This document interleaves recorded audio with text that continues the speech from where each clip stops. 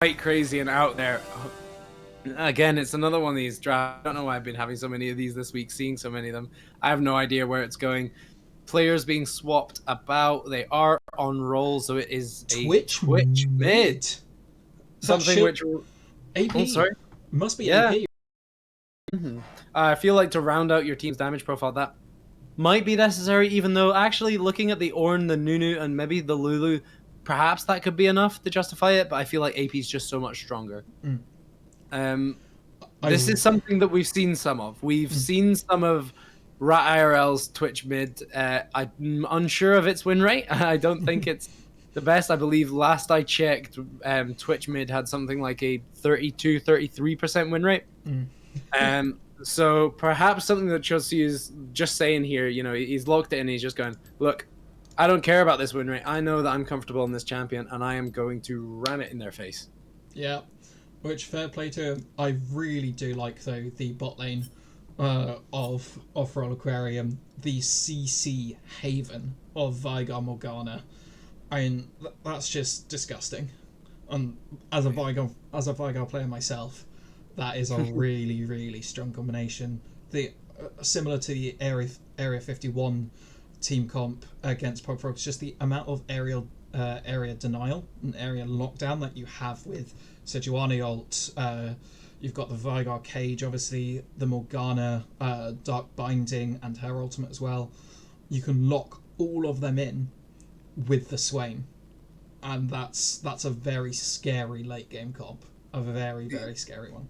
Absolutely, and I mean when we're looking at the CC here, it's honestly terrifying. We've got Swain's CC from his pull, and Sejuani. We'll have Kiana ultimates, Vhagar cages, like all of that. You have to feel like I would definitely say Caitlyn here, maybe Twitch as well, taking the cleanse maybe just to get themselves out of these, because there is so many stuns, and it's one of those compositions where if you get hit by a Morgana binding, Swain can get you with pretty much a guarantee as long as he's within range, and he can get that pull off of any of the CC that comes through on his team from his passive. So whether it be Vhagar, Morgana, any of them, it can be chained together so easily. And I don't really know what the answer to that is on the side of Pogfrogs, because they have two ADCs who the second they get CC'd, they're just going to be blown up, and then where's the rest of their team's damage, you know? Yeah, that's it's a really interesting one there. That, like you said, I think you're going to have to go cleanse. Lulu also buying an early... It's Mikhail's, I believe? Yeah, Mikhail's Crucible. Yeah, will definitely be required. You know, second item, I think, for the Lulu. This is an interesting comp, and you know, whenever it comes to these UNL games, I was going to say last game, I absolutely love casting these games because it's never a snooze fest. We're never getting all of the boring games. It's always all action all the time. Quirky picks in the draft, Twitch AP mid. Why the hell not? 70 kill games in 30 minutes. Like, I would not have it any other way, and it looks like we're going to be seeing this again next time. Can Pogfrogs manage to pull through the win with this composition? Because if Cho is confident on this Twitch, then I am confident in him. I have seen this player's ability and his ability to play the game, and as long as we don't see, you know, any rage splits that he's maybe done in the past when his team hasn't been quite playing up to snuff, then maybe we can actually see Pogfrogs picking up their first win. I mean, I would love to see Twitch just absolutely pop off, and with the ultimate, that extra range may be enough to just allow him to, you know, get away from the Vigar Morgana and able to damage, you know, through the front line. So that there may be a way. I could definitely see a way for Pogfrogs to win. It's going to be difficult though. I can see the angle because, I mean, one way of dealing with CC is just to never be in range of the CC in the first place. And I mean, you've got the Caitlyn, like you said, you've got the Twitch R, and all of the champions on the side of Off-Roll Aquarium, they're all champions that have to kind of go into you. Sejuani and Kiana especially, they have to somewhat walk at you. Obviously, Vhagar and Morgana can kind of try to play back, but ultimately, Vhagar can be quite short-ranged, all things considered. So if Caitlyn and Twitch can manage to, you know, keep them nice and far away, you know, use the Lulu speed ups to keep it at arm's length, I can see the advantages starting to develop, especially into the mid game, if Pogfrogs manage to keep an even footing and keep even control. as we are loading into the game, do we see any interesting summoners, any interesting rune pages, potentially? From what I'm looking at, not well. There is a Hail of Blade Sejuani, which, whilst not always expected, is fairly well known. Just means you can get that passive off so quickly. Get the sorry, not the passive, the E, get it off, get the enemy stunned up as quickly as possible. But other than that, we're looking at fairly standard stuff across the board. Phase Rush on the Nunu is sometimes, switched out for Aftershock or other runes like that, but all fairly standard apart from that Halo Blades. I would say, with one exception, the Electrocute versus Predator argument on Vigar. Of course, yeah. I do think Predator just offers so much more. I can understand bot lane, it may not be as useful, but I think towards the mid and late game, Predator just offers so much more value for a Vigar who is obviously otherwise very, very immobile. Mm-hmm. But the question, I suppose, being is, if we do try to put ourselves in Sum's head, is he perhaps trying to play for the lane? Because obviously, if Morgana lands a route that so much damage can go through, so much chain CC, is he maybe just, instead of he's accepting that, Predator may be better in some situations, but the fact that the damage might just be enough to pick up these early kills on the scaling champion. Yeah, that definitely true. With a Vigar, particularly with the Q changes, you do want to just be stacking for as long as possible. Absolutely, and I mean, I suppose the best way to do that, whilst minions can obviously be quite strong, is the Q start level 1 is very interesting. Again, this is not a pick that I know very much of. Whilst he did manage to get a lot of damage through, that was all of the first 3 minions missed, so not ideal there. Okay. So in the early game, though, you've got to say the Kiana may struggle against the amount of poke that Twitch is able to put out. Absolutely, it's the age-old case of range versus melee, taking the beating for the first 3 levels and then looking to turn it around using your full set of abilities. Often, especially in the mid lane, more so than others, looking to use Kiana burst to really chunk this down. Because at the end of the day, as we do see the level 2 play here coming through, both sides get it. However, Trev going low is not going to manage to find the kill on the back half, as more damage coming through in the mid lane, not managing to find anything. But as we were saying there, as much as the Twitch may be bullying in the early game, this is still a Kiana into what is essentially an ADC, and whilst he will undoubtedly have Crown of the Shattered Queen as soon as he can possibly get it, it's still an assassin, and she's still gonna absolutely burst his health bar if she's able to get on top of it. Yeah, a good amount of poke actually coming out from Gon King Hector, but it might not be enough. Trev, the ignite goes down, the flash out, and the heal from the ADC manages to save them just this once. Multiple summoners there burnt bot lane for the side of Pogfrogs, and that's really not what you're looking for in the early game here. And we did mention that for the Caitlyn, cleanse may be a good idea, but in that instance, heal definitely the right play for that early engage.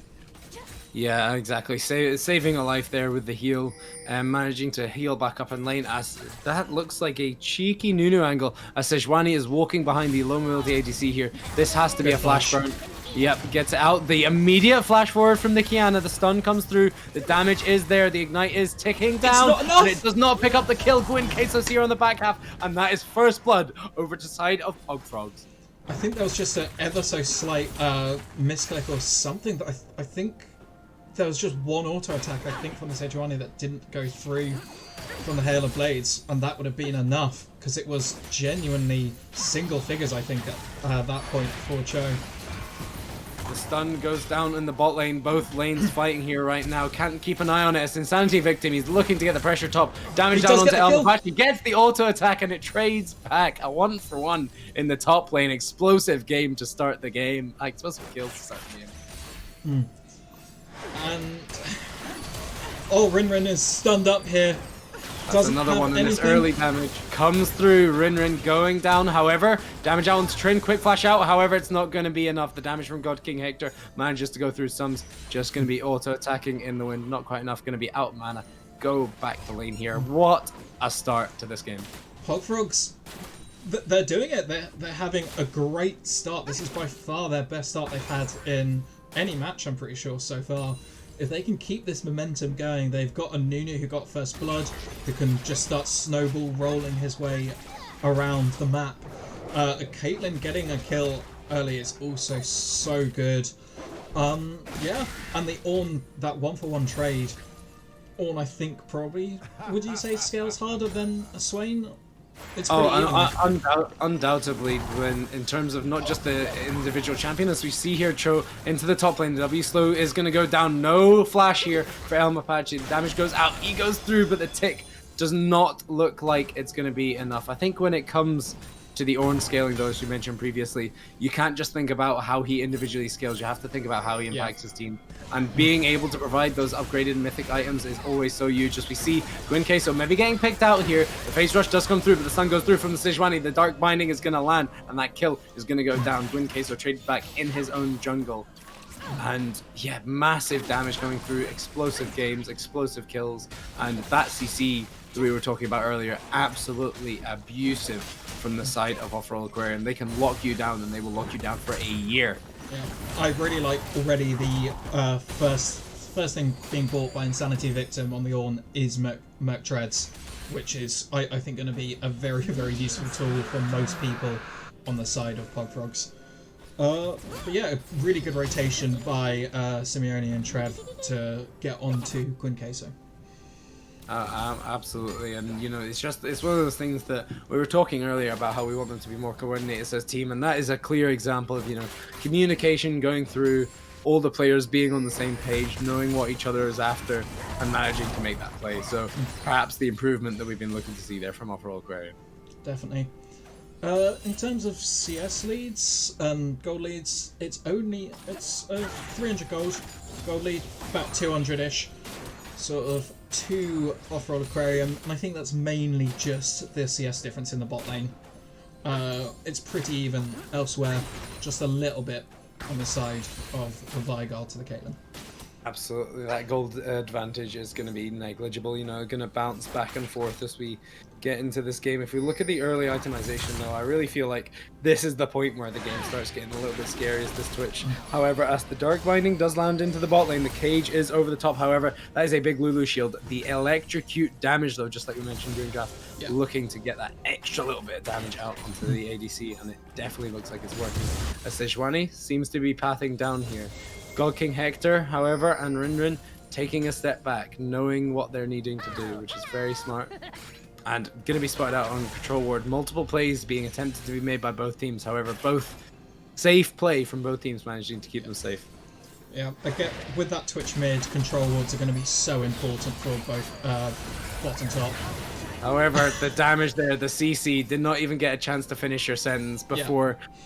God King Hector was deleted from our screen. Does not need a gank from their jungler. Speaking of ganks, Christian Simeone is here. The ultimate into the wall. Nice. Lulu is gonna go down. Massive damage there onto the support, and that is a 2-for-0 in the bot lane. However, Gwyn Queso rolling the snowball into top lane. The ultimate is popped by El Mapache, and they're just gonna take that ulti and walk away.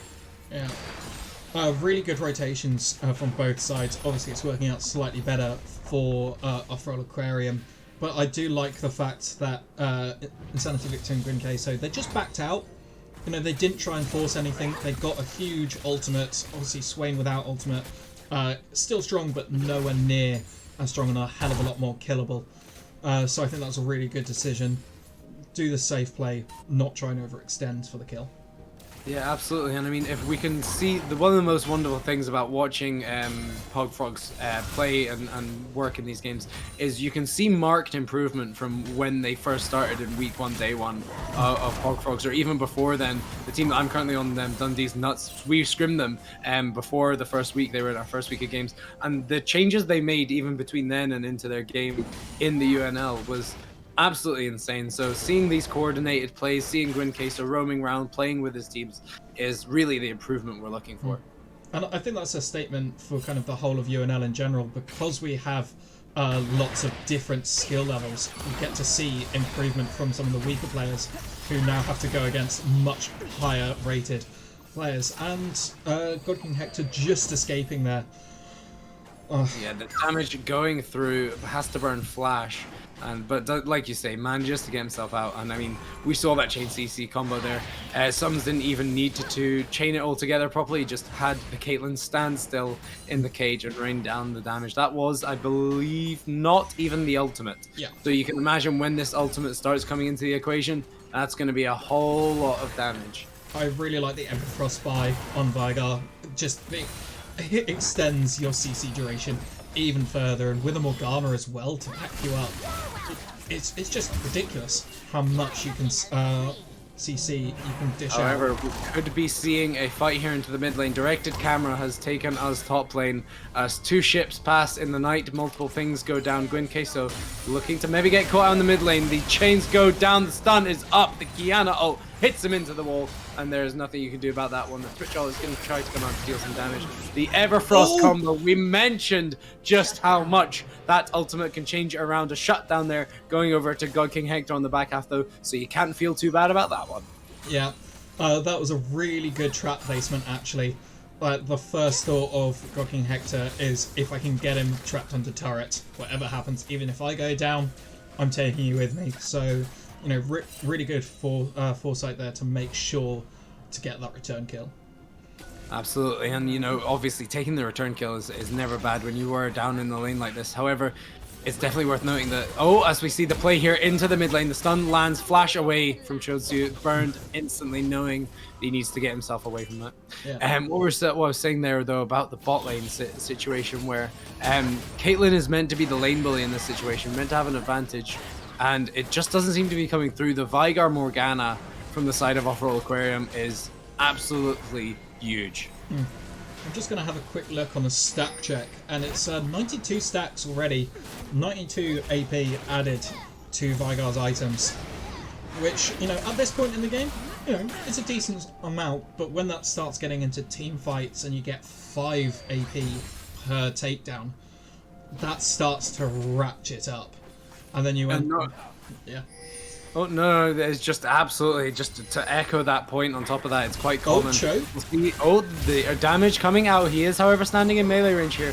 We'll have to see how much the E cuts him down, and it does. The AP Twitch damage is huge as he manages to find that kill in the mid lane. A possible advantage fight around here in the Drake pit. The R is channeled. He keeps channeling it, and he keeps dying. However, God King Hector could maybe get caught out here, but looks like they're just going to try to walk it out. Christian Similoni looking to get damage down onto the ADC, manages to find it. Trev going low, but this Ornn is absolutely massive.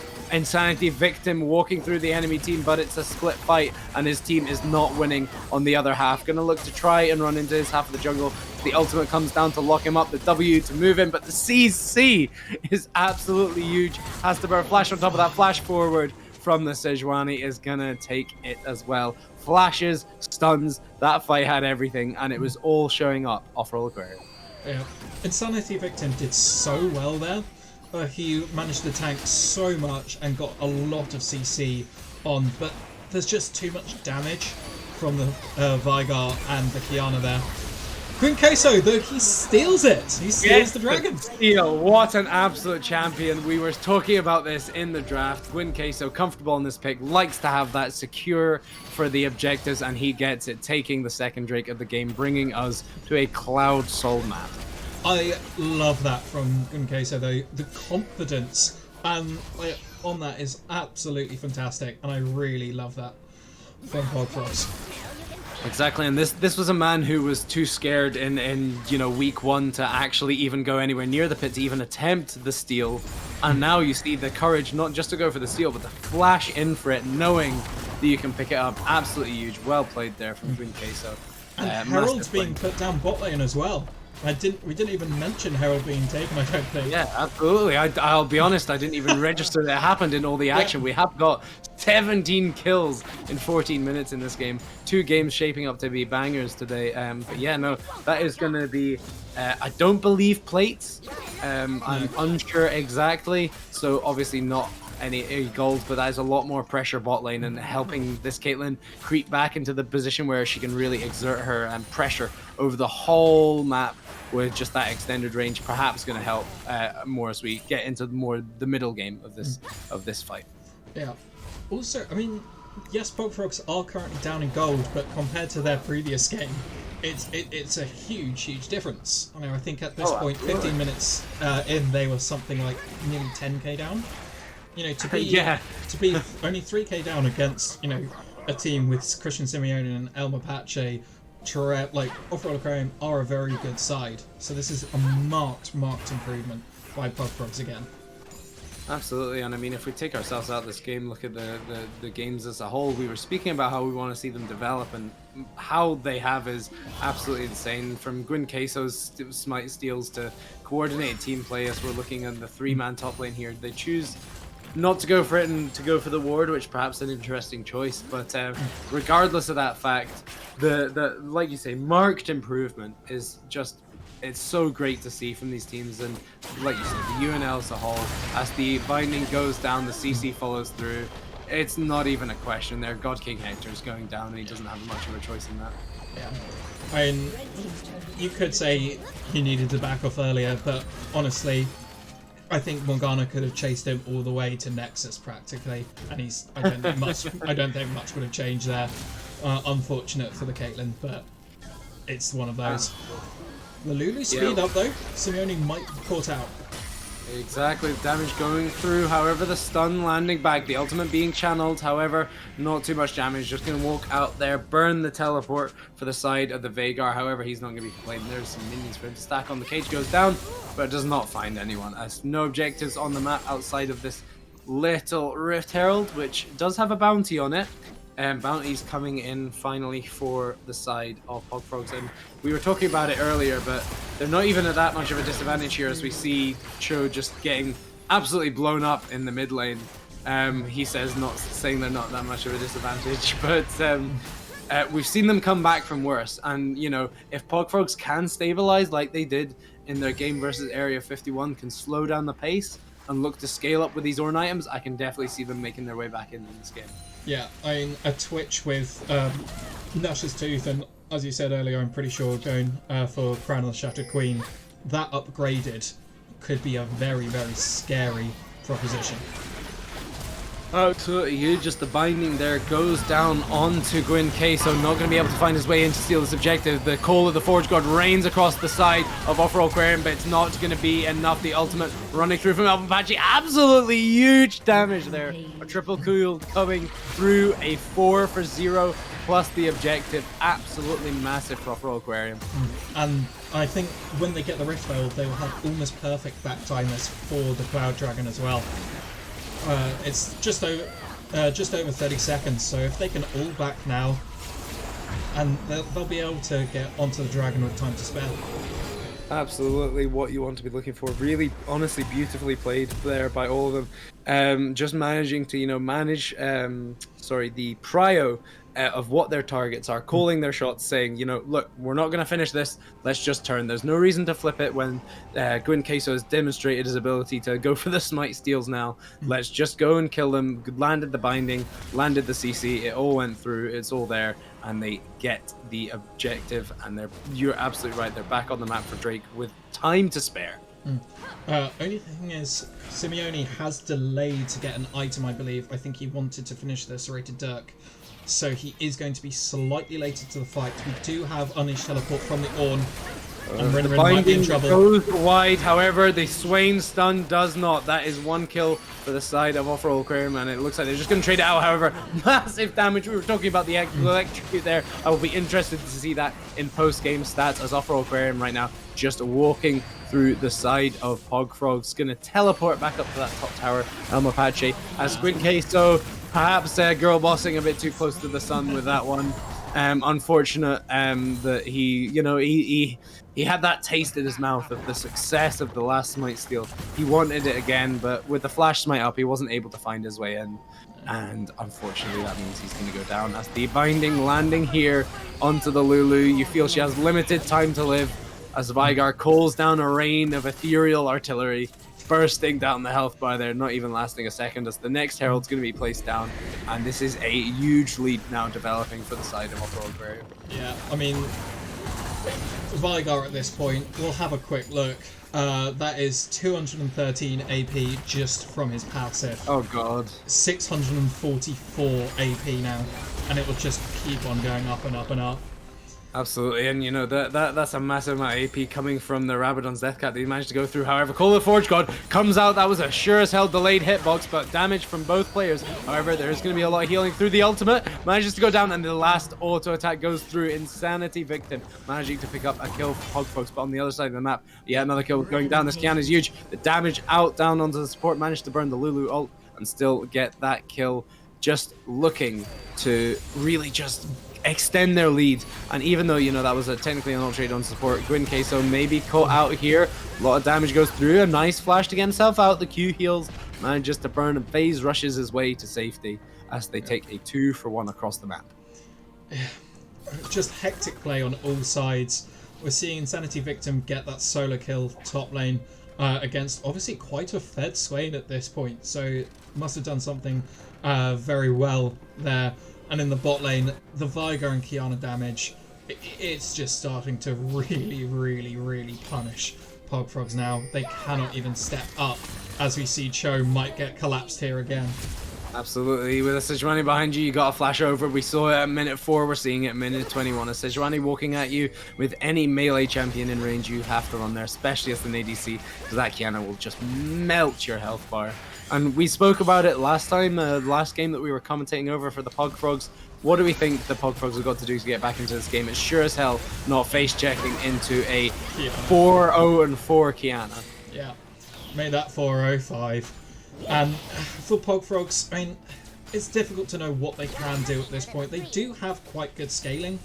You know, Twitch scales pretty well. I don't think it's hard with the AP version, but with the Ornn items will scale very well, and does have the Lulu to back him up, as we might see here.